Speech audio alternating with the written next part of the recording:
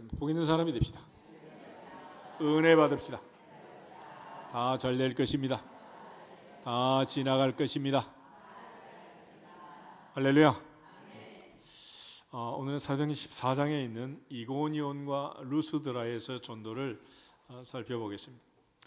특별히 사도 바울이 복음을 전할 때 그에게 주신 주님의 사명을 그는 늘 생각했고, 주에서 받은 사명, 곧 은혜의 복음을 증거하는 일을 마치려면은 생명을 조금 더 귀하게 여기지 않는다라는 일사각오로 복음을 전했습니다.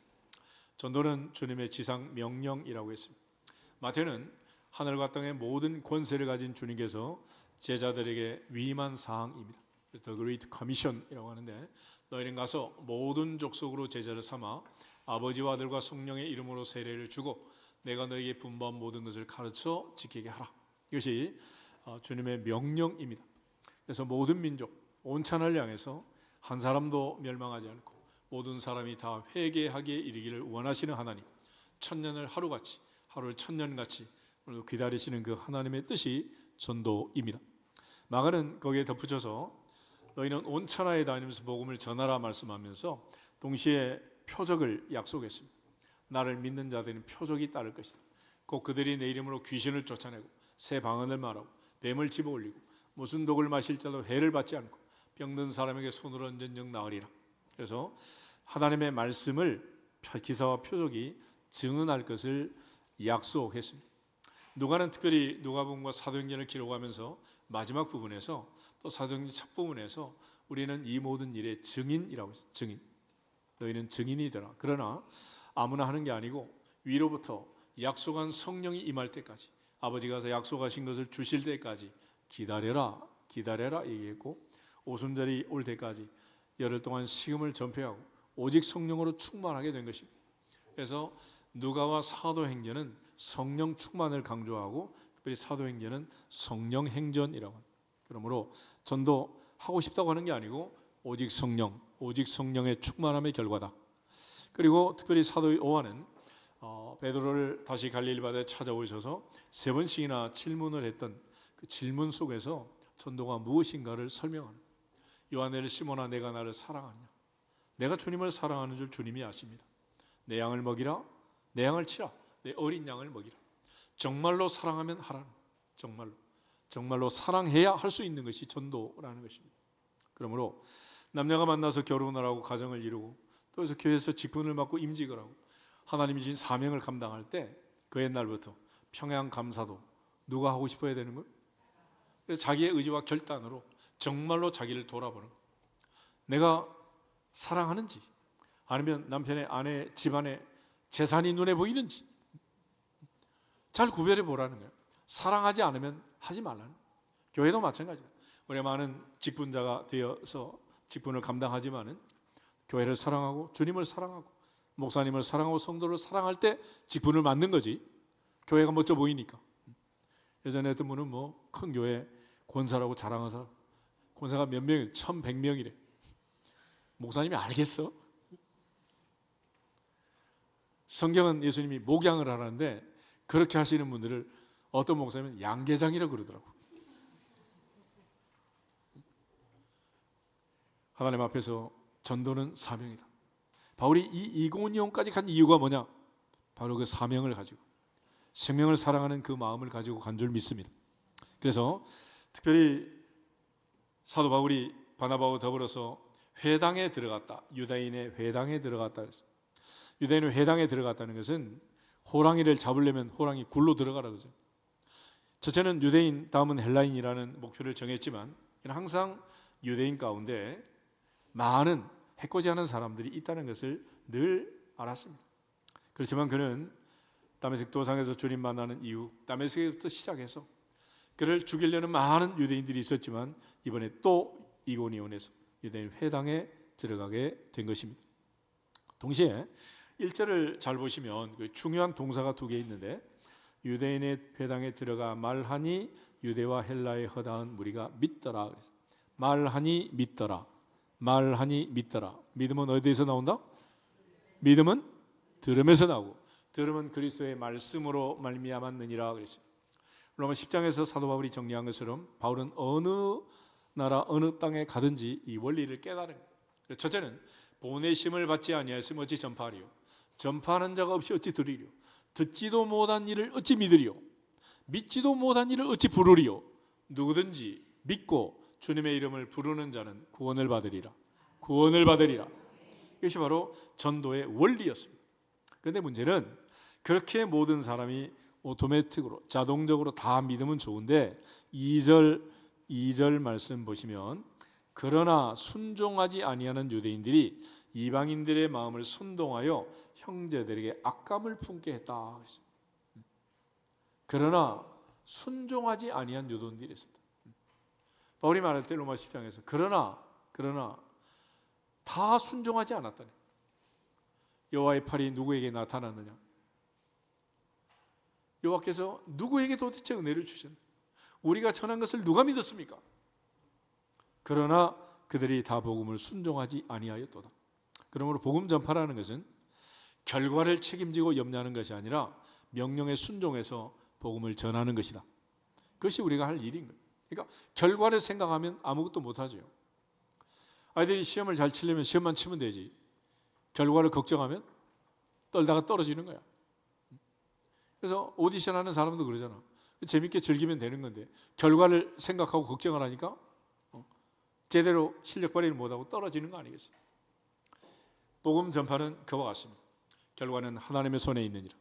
전쟁은 여호와께 속한 것이니라. 이기고 지고는 하나님이 결정하는 일이요. 우리는 순종하는 것이다. 순종하는 것이다. 그것이 우리가 할 일인 거예요. 그래서 바울은 이번에도 유대인의 회당에 들어가서 말씀을 전했고 말씀을 전할 때 믿는 자가 있었고 악감을 품는 이방인들의 마음을 선동해서 순종하지 않는 악한 자들이 있었다라고 말하고 있습니다.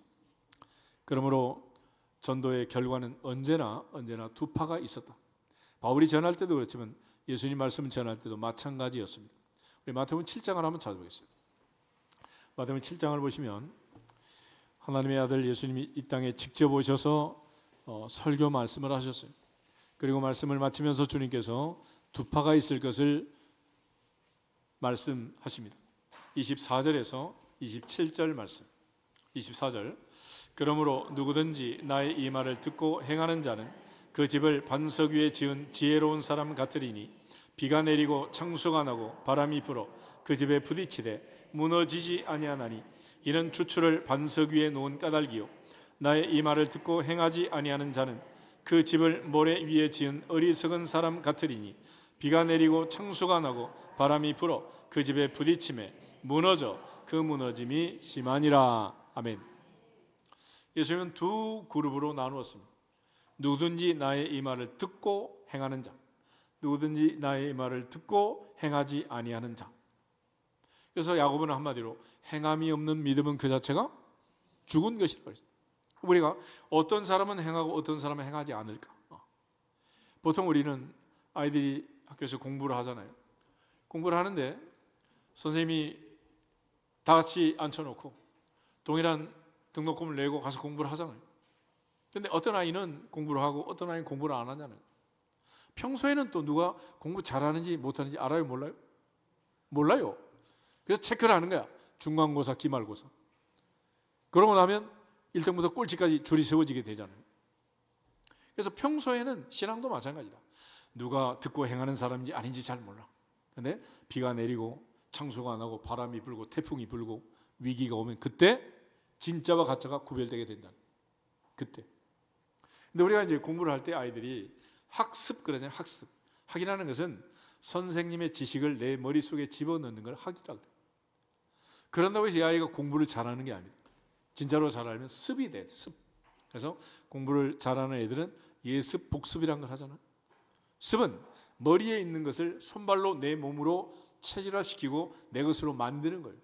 그러므로 아무리 1타 강사인데 공부를 해도 수억짜리 과외를 해도 습을 하지 않는 애는 실력이 될 수가 없습니다.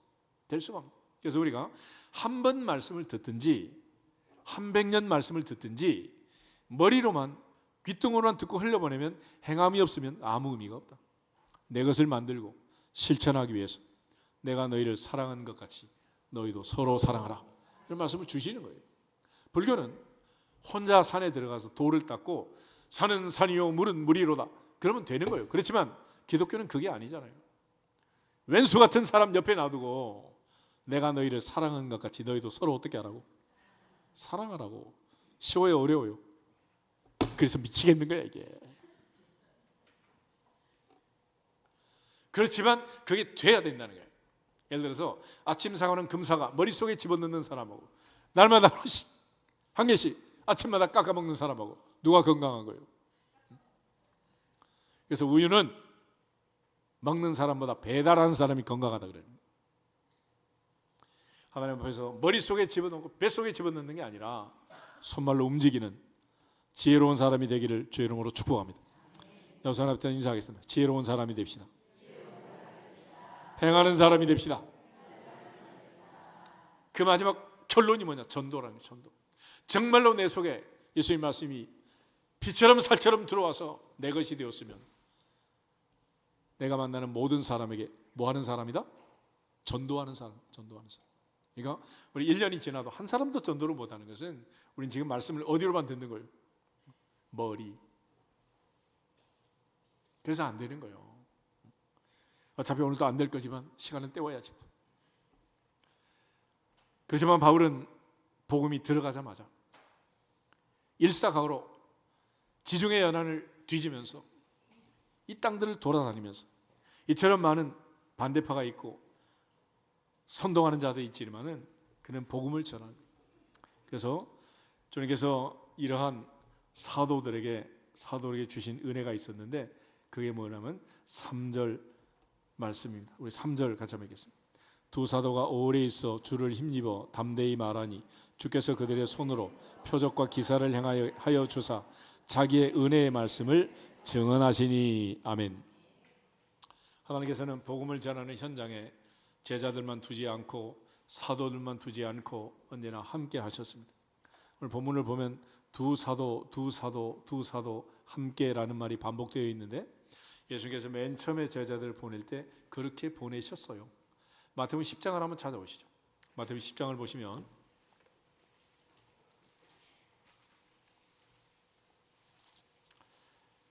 1절에서 6절까지만 같이 한번 읽겠습니다.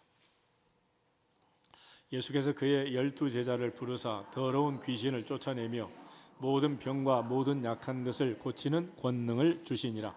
12사도의 이름은 이러하니 베드로라는 시몬을 비롯하여 그의 형제 안드레와 세베대 아들 야고보와 그의 형제 요한, 빌립과 바돌로메, 도마와 세리 마테, 알페오 아들 야고보와 다데오, 가나안인 시몬 및 가룟 유다 곧 예수를 판자라.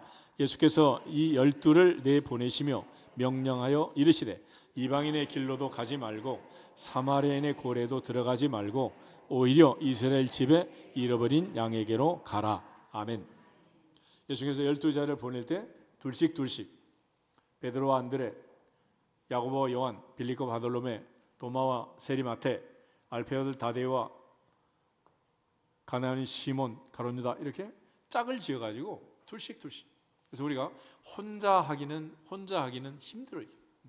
그래서 세상에 제일 독한 사람이 하는 게 독학이라고 그러잖아요. 아무나 하는 게 아니에요. 독학사도 있는데 그거 한 사람은 거의 없어. 그래서 아이들을 학교에 보내는 거죠. 우리가 신앙생활 할 때도 둘씩 두세 사람이 내 이름으로 모인 것에 나도 그들 중에 있다 그랬잖아요. 사람이 혼자 사는 것은 태초부터 좋지 않은 거고 둘이 살아라. 둘이 한 몸이 되라 그런 거 아니겠어요? 그러니까 항상 하나님의 은혜 안에서 영적으로도 영적 동지가 있어야 돼요. 같이 기도할 수 있는 사람 있는 그것이 행복한 사람. 하나님 앞에서 우리 모두가 다 두세 사람이 기도하고 너는 나를 위해서 나는 너를 위해서 서로 둘씩 기도의 동지, 전도의 동지, 믿음의 동지가 있기를 축복합니다. 이걸 잘 깨닫고 적용하는 애들이 2단이야. 2단은 전도를 절대 혼자 한다. 이제 나이 든 여자 하나, 젊은 여자 하나 이래요. 근데 우리는 이거 뭐 예수님 말씀하고 다 보여줬어도 이게 뭔지 모르고 아무 관찰도 안 하니까 안 되는 거죠. 최초로 사도 바울이 선교를 갈 때 성령께서도 두 사람을 세웠고 두 사도가 마음을 맞춰가지고 같이 가는 거예요. 나중에 이제 2차 전도 때는 마가 문제로 바울과 바나가 갈라서지만 혼자 가지 않아요. 바울은 실라를 데리고 바나바는 마가를 데리고 두 팀이 둘씩 가는 겁니다. 아멘. 그렇게 해서 전도를 하는 거예요. 그런데 이 두 사도가 같이 하나님의 말씀을 전할 때 이게 선동하는 악감을 가진 이런 사람들이 생기니까 주께서 그들의 손으로 표적과 기사를 행하게 하여 주사 자기 은혜의 말씀을 증언하셨다 그랬습니다. 이건 예수님이 이미 약속했던 말씀인데 요한복음 15장 하나 보세요. 요한복음 15장 26절 27절에 보면 마지막 밤에 주님께서 만찬을 하시고 제자들에게 걱정하지 말라 말씀하시면서 마지막에 약속을 한 게 있어요. 15장 26절 내가 아버지께로부터 너에게 보낼 보혜사 곧 아버지께로부터 나오시는 진리의 성령이 오실 때에 그가 나를 증언하실 것이요 너희도 처음부터 나와 함께 있었으므로 증언하느니라. 아멘. 동사를 보시면 뭐 했다고? 증언했다고. 증언.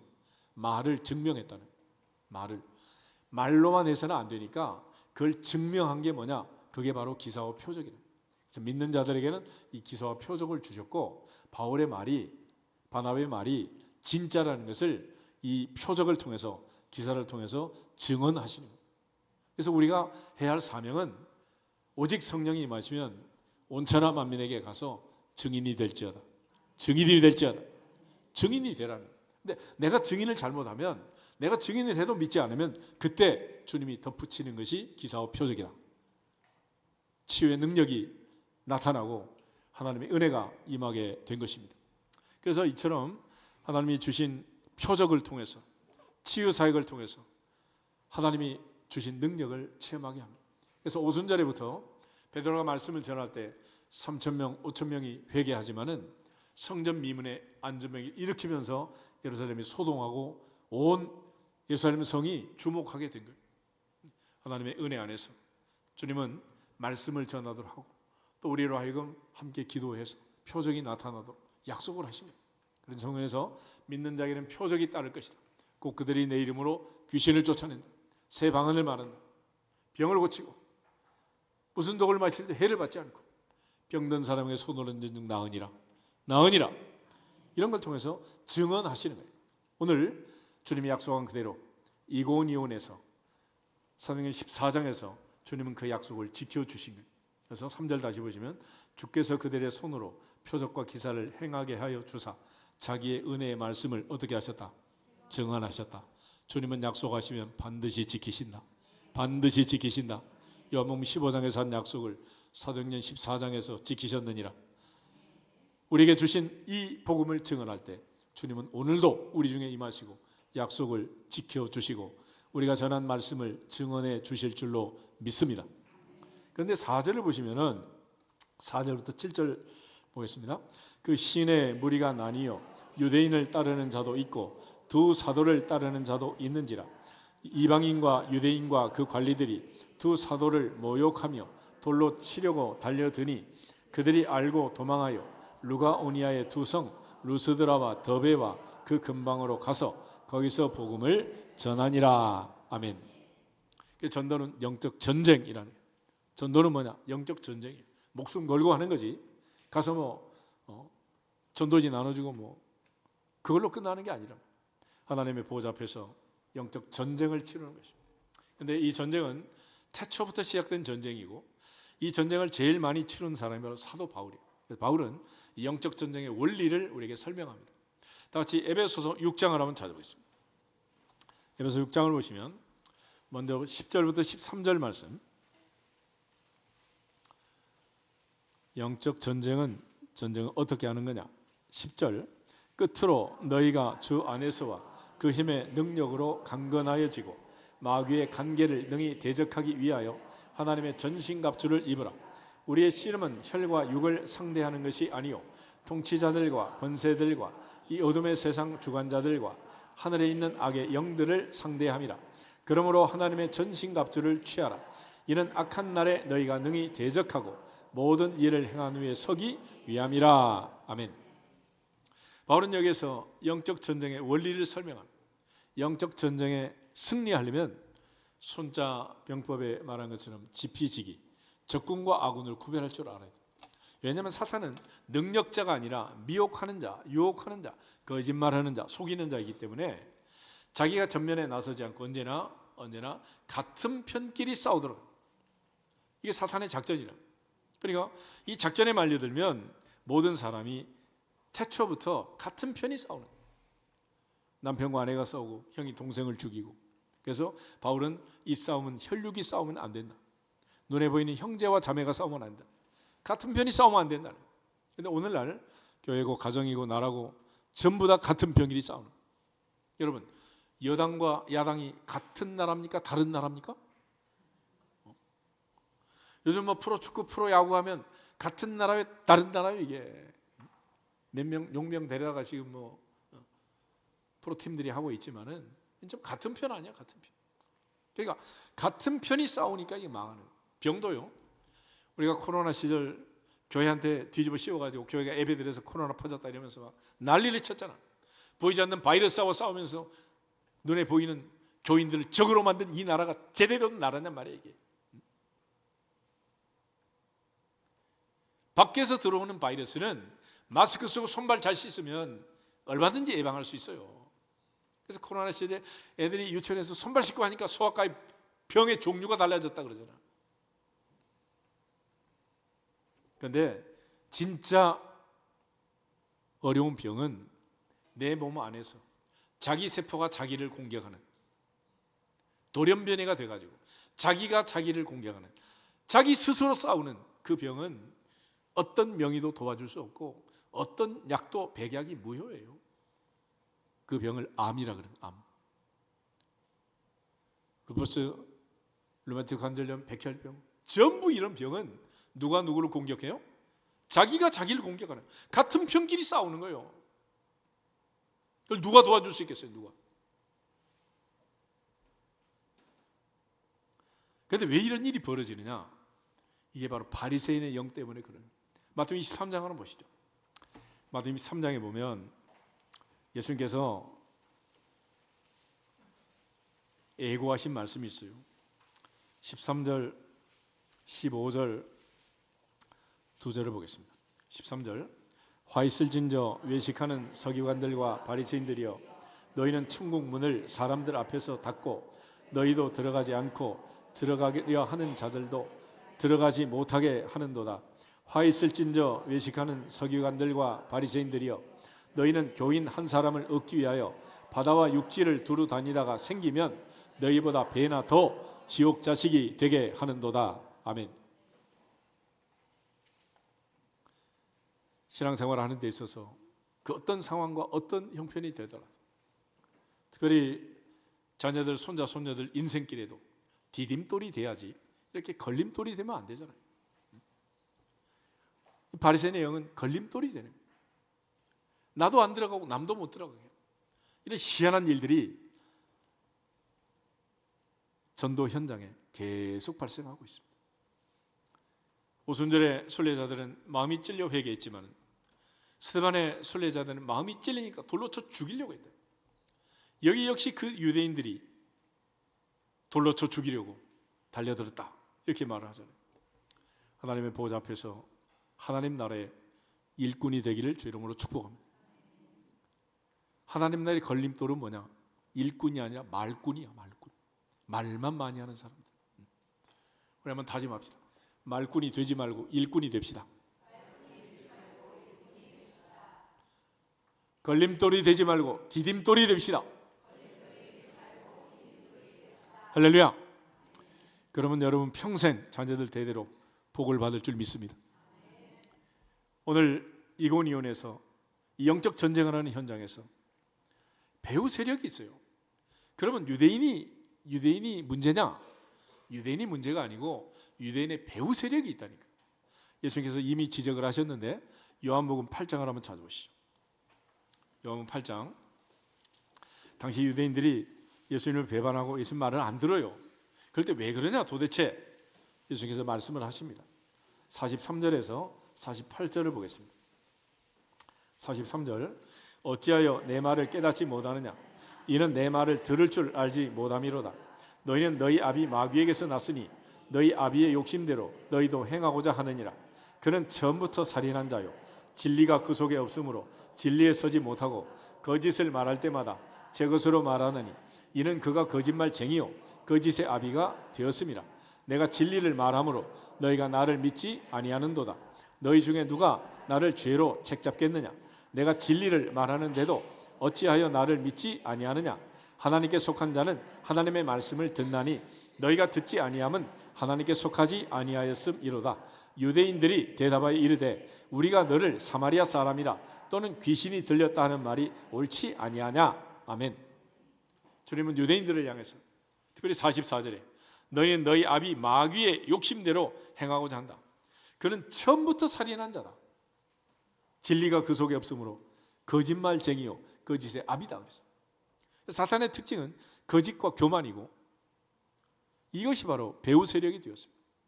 에덴에서부터 하나님이 아담과 하와에게 선할 걸 먹지 말라 말씀하시면서 먹는 날에는 반드시 죽으리라, 정령 죽으리라. 근데 이거를 사탄이 와가지고 뒤집어 엎어요. 결코 죽지 아니하리라.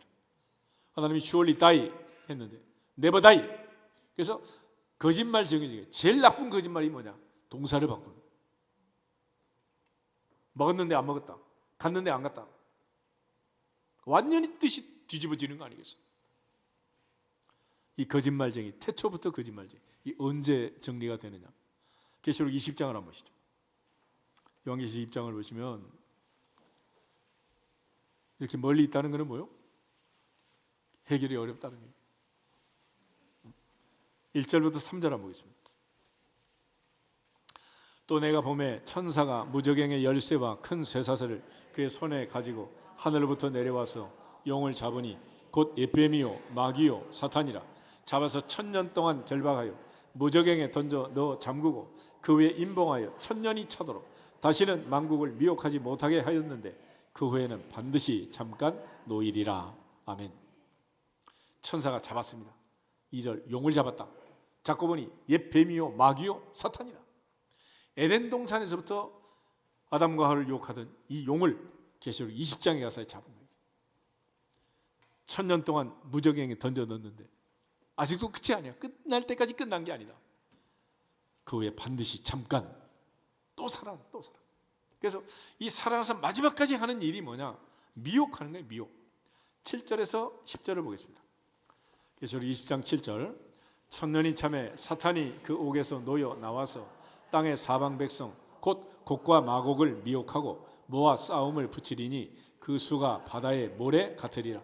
그들이 지면에 널리 퍼져 성도들의 진과 사랑하시는 성을 두름에 하늘에서 불이 내려와 그들을 태워버리고 또 그들을 미혹하는 마귀가 불과 유황못에 던져지니 거기는 그 짐승과 거짓 선지자도 있어 세세토록 밤낮 괴로움을 받으리라. 아멘. 그래서 마귀는 미혹하는 자다, 유혹하는 자다, 템터라고. 그러면 이 마귀는 거짓말로 우리를 유혹하고 미혹해가지고 어떻게 하자는 거냐? 하나님이 주시는 복을 받지 못하도록. 우리가 흔히 그런 속담 쓰잖아요. 사촌이 논삼은 어떻다고? 이게 문제. 이게. 아니 그러면 사촌도 못 살고 오촌도 다 못 살면 관원상제할 때 누가 와서 부족하겠어? 사촌도 잘 살고 오촌도 잘 살고 잘 살아야지. 그래서 남이 잘 될 때 박수치고 축복하는 사람을 하나님 복을 주시는 거예요. 그것이 아브라함을 부를 때 믿는 자의 원리입니다. 창세기 12장 3절에 이렇게 말씀하잖아요. 너를 축복하는 자에게는 내가 복을 내리고 너를 저주하는 자는 내가 저주한다 그러죠. 그래서 바울은 로마서 12장에서 너희를 핍박하는 자도 저주하지 말고 축복하라 그러죠. 축복해라. 꼭 새 첫날 새해 복 많이 받을 그러지 말고 생각날 때마다 옆 사람 인사하겠어요. 오늘도 복 많이 받으세요. 10월에도 복 많이 받으세요. 올해가 가기 전에 다 받으세요. 할렐루야. 받으면 좋고 못 받으면 내가 받고.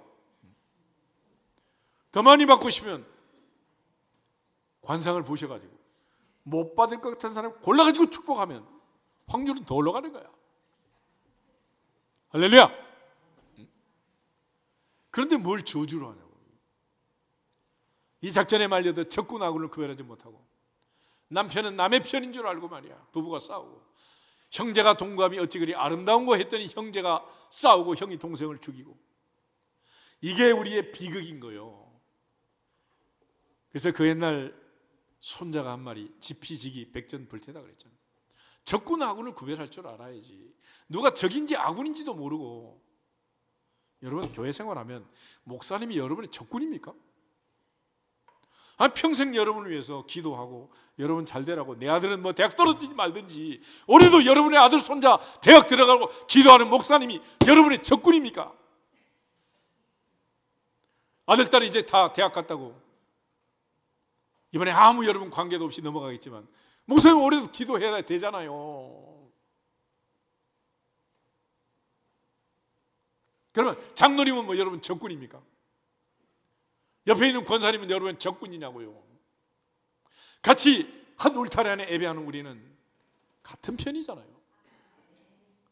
왜 이걸 못하느냐? 오직 성령이 없어서 그러는 거예요. 에베소 4장 1절에 3절 한번 보시죠. 사도 바울이 에베소께 편지를 쓰면서 에베소 4장 1절에 3절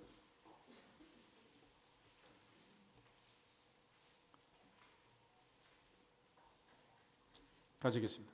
그러므로 주 안에서 갇힌 내가 너희를 권하노니 너희가 부르심을 받은 일에 합당하게 행하여 모든 겸손과 온유로 하고 오래 참음으로 사랑 가운데서 서로 용납하고 평안에 매는 줄로 성령이 하나 되게 하신 것을 힘써 지키라. 아멘. 성령은 하나가 되게 하시는 영이다. 사탄은, 마귀는 분열의 영입니다. 그래서 바리새라는 게 분리주의자. 바리새인의 영은 늘 분리시키는 거예요. 분리시켜. 나라도 분리시키고 가정도 분리시키고 교회도 분리시키고 자꾸 같은 편끼리 싸우도록 만드는, 하나님의 은혜 안에서 오직 성령으로 충만해야 된다. 주님 말씀하신 이유가 거기 있는 거예요. 하나님의 은혜 안에서 성령 충만함으로 승리하기를 주 이름으로 축복합니다. 마태복음 13장을 한번 더 보시면 주님께서 비유의 말씀을 주셨죠. 그 중에 씨 뿌리는 비유를 보면 길가밭도 있고 돌짝밭도 있고 가시밭도 있고 옥토가 있잖아요. 그 말씀하신 다음에 주님이 두 번째로 주신 비유가 있어요. 그게 바로 이제 알곡과 가라지의 비유라는 건데, 복음을 전하는 현장, 언제나 알곡과 가라지가 섞여 있는 거예요. 어느 교회나 어느 가정이나 어느 조직이나 단체나 다 내부자 고발 내지는 내부 반란으로 대제국도 망하고 무너지는 거예요. 그런데 이걸 예리하게 잘 주의해서 보라는 거예요. 24절부터 30절까지 한번 읽겠습니다.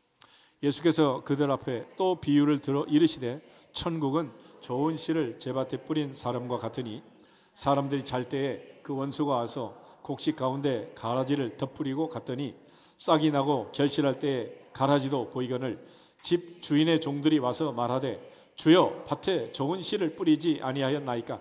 그런데 가라지가 어디서 생겼나이까? 주인이 이르되 원수가 이렇게 하였구나. 종들이 말하되 그러면 우리가 가서 이것을 뽑기를 원하시나이까? 주인이 이르되 가만두라. 가라지를 뽑다가 곡식까지 뽑을까 염려하노라. 둘 다 추수 때까지 함께 자라게 두라. 추수 때에 내가 추수꾼에게 말하기를 가라지는 먼저 거두어 불사르게 단으로 묶고 곡식은 모아 내 곡간에 넣으라 하리라. 아멘. 그래서 중요한 말씀을 하셨는데, 어떻게 가라지가 자라느냐? 뿌릴 때는 분명히 낮에 좋은 씨를 뿌렸는데 밤에 원수가 와서 25절에 가라지를 그 위에다 덧뿌리고 갔다는 거예요. 그러니까 알곡을 뿌린 밭에다 가라지를 덧뿌렸으니 자랄 때는 같이 자랄 거 아니에요. 근데 문제는 종들이 그러면 우리가 가지를 뽑을까요? 그랬더니 애들이 자랄 때는 또 뿌리가 얽혀진들 어떠하리 그러면서 얽히고 설켜가지고 자라는 거예요. 그러니까 내 아들 내 딸이 지혜로워가지고 까마귀 노는데 백로에 가지 마라 하는 시조처럼 친구 안 하면 좋은데 애가 가라지하고 친구하고 다니는 애들이 많잖아 지금. 그러니 이 가라지를 뽑다가 알곡이 다 뽑혀나가게 생겼으니 내버려 둬라. 언제까지? 추수 때까지. 이 말이 무슨 말이냐? 제자들이 몰라가지고 예수님께 질문을 해요. 그래서 예수님이 다시 한번 설명을 해주십니다. 36절에서 43절 한번 보세요. 36절, 이에 예수께서 무리를 떠나사 집에 들어가시니 제자들이 나와 이르되 밭에 가라지의 비유를 우리에게 설명하여 주소서. 대답하여 이르되 좋은 씨를 뿌리는 이는 인자요 밭은 세상이요 좋은 씨는 천국의 아들들이요 가라지는 악한 자의 아들들이요 가라지를 뿌린 원수는 마귀요 추수 때는 세상 끝이요 추수꾼은 천사들이니 그런즉 가라지를 거두어 불에 사르는 것 같이 세상 끝에도 그러하리라. 인자가 그 천사들을 보내리니 그들이 그 나라에서 모든 넘어지게 하는 것과 또 불법을 행하는 자들을 거두어 내어 풀무불에 던져 넣으리니 거기서 울며 이를 갈게 되리라. 그때 의인들은 자기 아버지 나라에서 해와 같이 빛나리라. 귀 있는 자는 들으라. 아멘. 마지막 주님 하신 말씀, 귀 있는 자는 들으라 그랬습니다. 솔로몬이 지혜를 구할 때 듣는 마음을 주세요 그랬어요. 어떤 이야기를 듣고 진짜인지 가짜인지 참인지 거짓인지를 구별하는 능력, 그걸 지혜라고 합니다. 우리가 솔로몬의 재판을 얘기할 때 솔로몬이 DNA 검사한 거 아니잖아요. 두 여인의 말을 듣고 생모와 가짜 엄마를 구별한 거 아니겠어요? 여러분 모두 앞으로 사는 평생 내 주변엔 내가 죽는 날까지 마지막 순간까지 아들, 딸, 며느리를 통해서라도 내게 유혹하고 미혹하는 녀석이 있다 없다? 있단 말이 있어. 그거를 구별하는 지혜가 있어야 되는데 각각 시원하시겠습니까? 그럼 그것만 좋아가지고 그러다 사기 당하는 거예요. 그러니까 무탈하게 마지막 순간까지 인생을 지혜롭게 마치고 해처럼 달처럼 변처럼 빛나는 천국 백성이 되려면 사기 당하지 말아야 되는. 그 사기꾼이 누구냐? 배우가 있어요. 배우. 그게 마귀다. 마귀.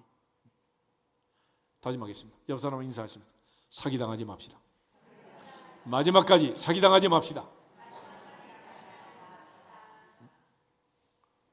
어제도 오늘 집사님 은퇴했는데 그러는데 맨날 바리스타 교육 받으라고 연락이 왔대. 바리스타 퇴직금 몇 억 가지고 바리스타 교육 받아서 커피집 내면 망하는 거예요. 그냥 커피 사 드세요. 1억이면 평생 먹고 손자 대대로 먹어도 커피값 다 할 수 있어요.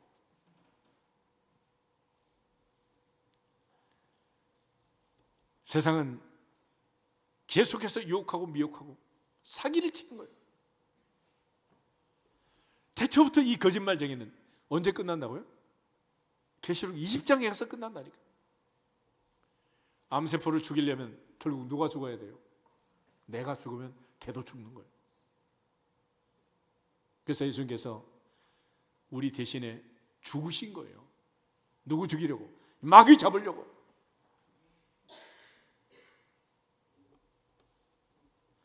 이런 전쟁을 하고 있는 거죠. 그런데 알곡과 가지를 구별하지 못하고 맨날 같은 편끼리 싸우고 서로 사랑하지 못하고 그래 되겠어요. 옛날 어머니 하신 말씀 중에 그러더라고. 싸우면은 왜 콩 한 쪽이 두 쪽인 줄 아냐? 나눠 먹으라고 그런 거 아니야? 나눠 먹을 줄은 몰라. 나눠 먹을 줄. 하나님의 보좌 앞에서 기독교는 뭐냐? 내가 너희를 사랑한 것 같이 너희도 서로 사랑하라는 거야. 하기 싫으면 교회 다니면 된다 안 된다? 오지 마라니까. 오지 마. 왜 사랑하지 않는데 결혼하고 교회에서 직분 받고 이래가지고 교회를 시끄럽게 하고 가정을 파괴하고 이러냐고. 정말로 이 나라가 헬조선이고 못 살겠으면 어떻게 해야 돼? 이민 가세요. 왜 여기 살아요? 온 세상이 좋다는 나라 우리만 모르고 있는 거예요. 이렇게 좋은 나라가 어디 있습니까 지금? 하루 종일 버스 정류장에서 몇 분 뒤에 버스 온다고 방송해 준 나라, 이런 나라가 어딘지 도대체.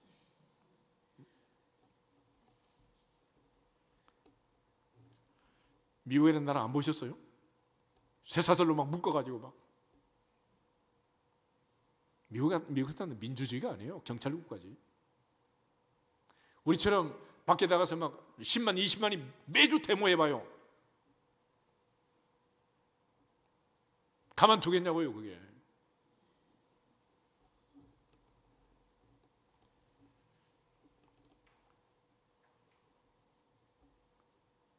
너무 좋은 나라에서 너무 좋은 시절을 보내고 너무 좋은 교회에서 너무 좋은 성도들과 같이 사니까 그걸 모르는 거예요. 적군하고는 몰라.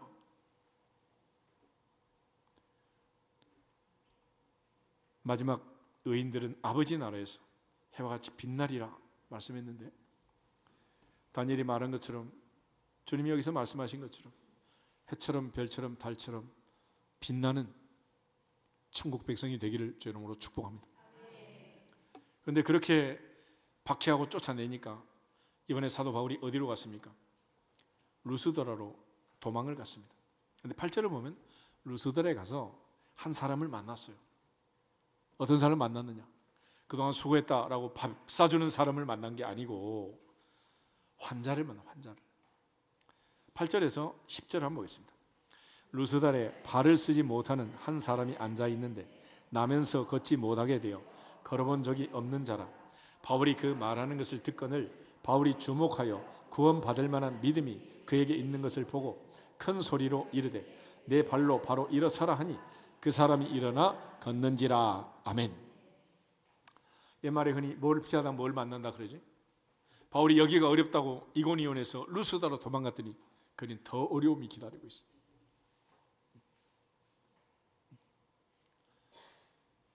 하나님의 보좌 앞에서 도망갈 때도 물론 있어야 되겠지만은 믿음으로 하나님의 전신갑주로 무장하고 마귀는 대적하라 그랬잖아. 마귀를 대적하라. 그러면 너희를 피하리라 그랬어요. 오늘 특별히 주님은 이 표적을 통해서 말씀을 증언했다 그랬잖아요. 바울의 말이 참인 것을 다시 한번 증언하는 사건이 이 루스드라에서 생기게 됩니다. 여기서 지금 8절에 있는 이 말은 태어나면서부터 발을 한 번도 쓰지 못했고 나면서부터 걷지 못하게 되어 걸어본 적이 없었다. 이 얘기는 사람은 고칠 수 있다 없다? 이거 없다. 그러니까 만약 이 사람이 낫게 되면 이거는 사람이 한 일이 아니라는 거예요. 그래서 이 사건이 있은 다음에 이 동네 사람들이 바나바는 제우스라 하고 바울은 말하는 자 이름은 헤르메스라고 제사를 드리고 신들이 사람의 모양으로 내려왔다. 우리 동네 왔다. 이 난리가 난 거예요. 그래서 하나님이 하시는 일은 철저하게 처절하게 인간이 할 수 없는 일을 하시는 거예요. 그래서 예수님이 동정녀 마리아에게 태어나신 일은 사람이 한 일이다. 하나님이 하신 일이다. 예수님이 죽었다가 사흘 만에 부활하신 일은 사람이 한 일입니까? 하나님이 하신 일입니까? 그걸 증명하기 위해서 그러는 거예요. 100살의 아브라함이 왜 아들을 낳습니까? 그 전에 얼마든지 낳을 수 있잖아요. 아브라함 할아버지 이제는 이스마엘이나 잘 살기를 원합니다. 그렇죠?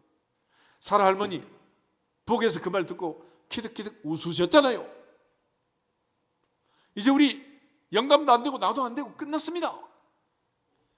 그럴 때 하나님께서 말씀하시는 거예요. 내가 끝내지 않을 때까지는 아직 끝난 게 아니다. 내가 끝내야 끝난 거다. 할렐루야. 주님도 사람은 할 수 없으되 하나님으로서는 다 하실 수 있느니라. 우리가 괜히 신앙 고백합니까? 전능하사 천지를 만드신 하나님 아버지를 누가 믿습니다?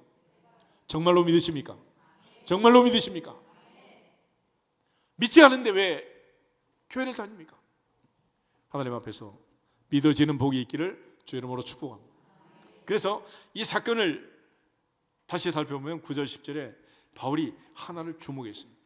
이 사람한테 구원받을 만한 믿음이 있는 것을 보았다. 그래서 마태복음 8장에 치유의 원리가 있는데 예수님께서 산상수훈의 말씀을 마치고 내려왔을 때 한 나병 환자가 주님을 찾아서 이렇게 말합니다. 주여 원하시면 저를 깨끗하게 하실 수 있습니다. 그래서 이 사람의 고민은 내가 이대로 사는 게 좋은지 깨끗하게 낫는 게 좋은지 주님 뜻대로 하시옵소서. 나의 원대로 마시고 아버지 원대로 앞서서 기도했던 겟세마네 동산의 주님처럼 나병 환자가 주님께 찾아와서 고쳐달라고 얘기를 합니다. 그런데 주님께서 내가 원하노니 깨끗함을 받아라. 그 말씀에 깨끗하게 된 줄 믿습니다. 주님 우리가 깨끗하기를 원하시고 건강하기를 원하시고 잘 되기를 원하시고 복 받기를 원하시고 할렐루야. 우리 구원하기를 원하시는 거예요. 그런데 다음에 백부장이 찾아왔습니다. 하인이 중풍병으로 병들어 매우 괴롭고 고통스러워한다. 그래서 주님께서 내가 가서 고쳐주리라 그랬더니 안 됩니다. 말씀만 하십시오 그랬잖아요. 내 위에 천부장이 있고 내 아래 50부장 10부장이 있지만 군대에서는 그렇게 하지 않습니다. 명령만 합니다. 말만 하면 명령이 시행됩니다. 주님이 그 말을 듣고 깜짝 놀래요. 치유의 명령은, 하나님의 말씀은 천하 만물을 창조하기도 하고 없애기도 하고, 그래서 치유의 메커니즘은 군대 체계와 똑같은 거예요. 그래서 믿음 좋은 사람은 전부 백부장이에요. 예수님의 무덤을 지켰던 백부장, 주님 찾아온 중풍병으로 고통하는 하인을 고친 백부장, 베드로가 가서 오순절에 체험하게 한 백부장 고넬료, 다 군인이죠.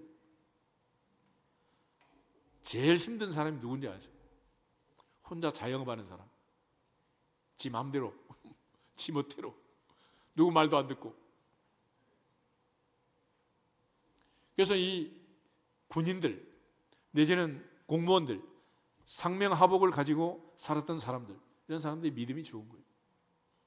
말씀하면 순종하고 믿고 실천하는. 그런데 여기 보면 사도 바울이 구원받을 믿음이 있는 줄 알았다. 예수님께서도 백부장에게 내 믿은 대로 될지어다, 내 믿은 대로 될지어다. 그 믿음이 중요해요. 믿음. 우리 모두가 다 구원받을 만한 믿음, 내 병을 고치는 믿음, 남편도 살리고 아내도 살리고 부모 형제 이가족 손자 손녀도 살리는 믿음의 주인공이 되기를 주 이름으로 축복합니다. 주님은 오직 하나 믿음을 보시는 거예요. 그래서 네가 나올 줄 믿느냐, 내가 능히 이 일을 할 줄로 믿느냐 물으시잖아요. 이 놀라운 역사가 나타나게 된 것입니다. 그래서 구원받을 만한 믿음인데, 이 구원이란 말이 헬라어로 소조라는 말이죠. 소조. 근데 이 뜻은 우리의 영혼을 구원하는 그 구원도 있지만은 몸의 난치병, 불치병을 고친다 그러면 고친다. 여러분, 소경의 천국은 뭐겠습니까? 눈을 뜨는 거 아니에요? 한 번도 걸어보지 못하는 사람의 천국은 뭐예요? 걷고 뛰는 거 아니겠어요? 그래서 성경을 보면 소경을 많이 고치십니다. 소경 바디메오도 고치시고, 날 때부터 소경된자 고치시고. 무슨 의미겠어요? 그보다 이 세상에서 천국이 무엇인가를 맛볼 수 있는 맛배기가 뭐가 있겠어요? 그래서 주님은 이 치유 사역을 통해서 아무도 나를 고칠 수 없는, 당시의 나병은 미리암이라도 추방이 되잖아요. 그런 끔찍한 병으로부터 나를 고치신, 그리고 하나님 나라의 일원으로 누리게 하시는 그 기쁨, 그걸 줌으로써 천국은 얼마나 기쁜 곳인가라는 걸 가르쳐 준 거예요. 오늘 이 사건 다음에 이제 후속 처리가 문제인데, 이 동네 사람들이 이제 바울과 바나바 앞에 와가지고 절을 하고 제사를 드리고 이제 난리가 난 거예요. 이걸 어떻게 말렸느냐? 15절부터 17절 한번 보겠습니다. 15절. 이르되 여러분이여 어찌하여 이러한 일을 하느냐? 우리도 여러분과 같은 성정을 가진 사람이라. 여러분에게 복음을 전하는 것은 이런 헛된 일을 버리고 천지와 바다와 그 가운데 만물을 지으시고 살아계신 하나님께로 돌아오게 하려니라.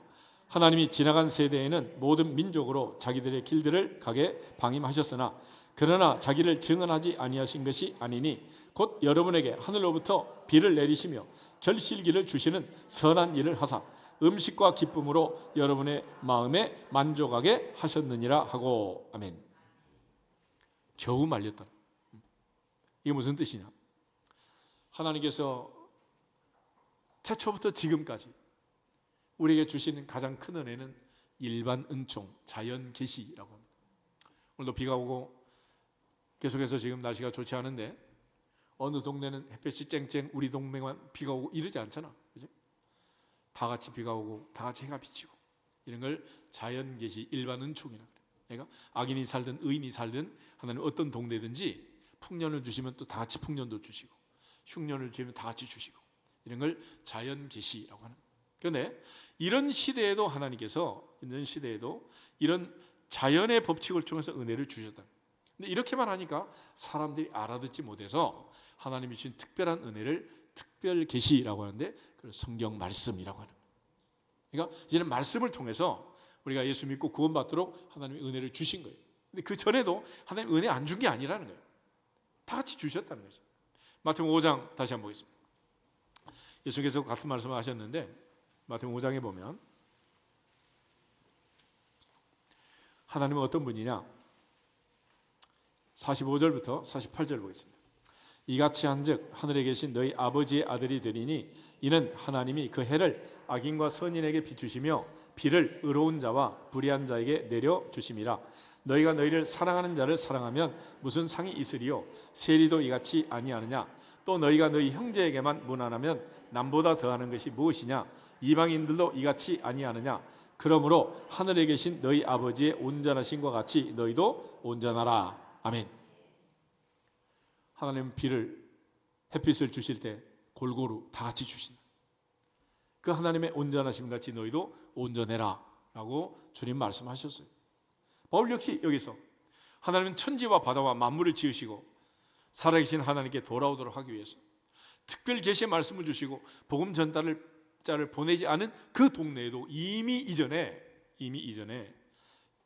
해를 주시고 비를 주시고 결실기를 주셔서 해마다 추수를 하고 풍년을 주셔서 음식과 기쁨으로 여러분의 마음을 만족하게 하신 분이 하나님이다. 그 하나님께 돌아오도록 오늘 내가 왔다. 겨우 말했다는 하나님 앞에서 지나간 시대는 하나님이 방임한 시대는 내버려 두셨지만 그러나 이제는 하나님이 간섭하시는 인생이 되기를 축복합니다. 그래서 하나님이 제일 불행한 사람은 하나님이 내버려 두신 사람. 로마서 1장 한번 보시죠. 로마서 1장을 보면 오늘날 우리 가운데 이루어지는 모든 이 사회악, 모든 범죄들이 왜 생기는 거냐? 하나님이 내버려 두셔서 그렇다. 24절, 25절 한번 보겠습니다. 그러므로 하나님께서 그들을 그 마음의 정욕대로 더러움에 내버려 두사 그들의 몸을 서로 욕되게 하셨으니 이는 그들이 하나님의 진리를 거짓 것으로 바꾸어 피조물을 조물주보다 더 경배하고 섬김이라. 주는 곧 영원히 찬송할 이시로다. 아멘. 24절 하나님께서 그들을 그 마음의 정욕대로 더러움에 어떻게 다? 내버려 두셨다. 그래서 더러운 일들이 생긴다. 26절 7절 보겠습니다. 이 때문에 하나님께서 그들을 부끄러운 욕심에 내버려 두셨으니 꼭 그들의 여자들도 순리대로 쓸 것을 바꾸어 영리로 쓰며 그와 같이 남자들도 순리대로 여자 쓰기를 버리고 서로 향하여 음욕이 부릴 듯하며 남자가 남자와 더불어 부끄러운 일들을 행하여 그들의 그릇 때문에 상당한 보응을 그들 자신이 받았느니라. 왜 이렇게 동성애가 심하고 이런 추하고 더러운 일들이 많으냐? 26절 이 때문에 하나님이 그들을 그 부끄러운 욕심에 어떻게 했다? 내버려 두셨다. 하나님이 간섭하시는 인생이 되기를 축복합니다. 내버려 두면 끝나는 거예요. 28절에도 또 그들이 하나님 마음에 하나님 두기를 싫어하며 하나님께서 그들을 그 상실한 마음대로 어떻게 했다? 내버려 두셨다. 그 결과 합당하지 못한 일들이 생겼다. 그 모든 범죄와 죄악성들이 왜 생기는 거예요? 하나님이 내버려 두셨어요. 오늘의 기도 제목 중에 하나는 오늘부터 시작해서 하나님 내 남편, 내 아내도, 내 아들, 내 딸, 손자, 손녀 내버려 두지 마시옵소서. 간섭해 주시옵소서. 옆 사람한테 인사하겠습니다. 하나님이 간섭하시는 삶을 삽시다. 하나님 내버려 두면 끝나는 거예요. 그렇지만 이제는 하나님께서 우리 삶에 개입하셔서 말씀을 들고 오셔서 말씀이 내 발의 등에 대고 내 길에 빛이 되는 이 복을 주신 줄 믿습니다. 그런 차원에서 이제 사도 바울을 이처럼 루스들까지 보내가지고 평생 걷지 못한 사람을 낫게 하시고 이 은혜를 주신 거예요. 그러므로 마지막으로 우리가 기억할 것은 이 은혜 언제 받아야 하냐? 지금 받았지. 그래서 우리 늘 말씀 듣기 전에 인사한 건 그냥 하는 거 아니에요. 은혜 받읍시다. 괜히 하는 거 아니라면. 고린도후서 6장 1절 2절 읽고 기도하겠습니다.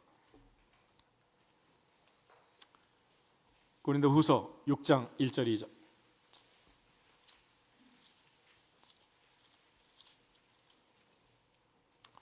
두 절만 같이 보겠습니다. 우리가 하나님과 함께 일하는 자로서 너희를 권하노니 하나님의 은혜를 헛되이 받지 말라. 이르시되 내가 은혜 베풀 때 너에게 듣고 구원의 날에 너를 도왔다 하셨으니 보라 지금은 은혜 받을 만한 때요 보라 지금은 구원의 날이로다. 아멘. 사도 바울은 하나님의 은혜를 헛되이 받지 마라. 하나님의 은혜라는 것은 기회를 주신 것입니다. 오늘 하루는 우리에게 주일로 기회를 주신 줄 믿습니다. 이 시간은 예배 시간에 예배자로 기회를 주신 줄 믿습니다. 하나님의 은혜를 지금 받아야 돼요. 지금. 그래서 흔히 어제는 지나간 과거, 내일은 오지 않았다. 우리의 삶은 현재다 그러죠. 그래서 yesterday is history, tomorrow is mystery, today is our life 아니야? 그래서 인생은 B와 D 사이의 C라 그러잖아요. verse와 that 사이의 C가 뭐냐? choice야. 선택은 누가 하는 거예요? 내가 하는 거예요. 결과는 누가 책임집니까? 내가 책임집니다. 은혜 받든지 말든지, 감사하든지 말든지, 기뻐하든지 말든지, 행복하든지 말든지, 밥이 맛이 있든지 없든지 주방하고 관계 있어요 없어요? 내가 결정하는 거예요. 그래서 세상에 옛날부터 제일 맛있는 반찬은 시장이다 그랬잖아요. 배고픈 사람은 불만이 없는 거예요. 병든 사람은 오직 하나, 소원은 딱 한 가지, 낫는 것밖에 없어요. 이렇게 말하고 저렇게 말하고 여기 가서 구시렁 저기다 구시렁 한 사람은 너무 건강해서 그런 거예요. 감사할 줄 몰라가지고, 자족할 줄 몰라서. 하나님 앞에서 내게 주신 은혜, 오늘의 은혜 빼앗기지 않기를 주 이름으로 축복합니다. 인사하고 기도하겠습니다. 오늘 은혜를 받읍시다. 지금 은혜를 받읍시다. 할렐루야. 다 같이 주 예수 그리스도의 이름으로 은혜를 받을지어다 선포하고 되겠습니다. 주 예수 그리스도의 이름으로 은혜를 받을지어다, 은혜를 받을지어다, 은혜를 받을지어다.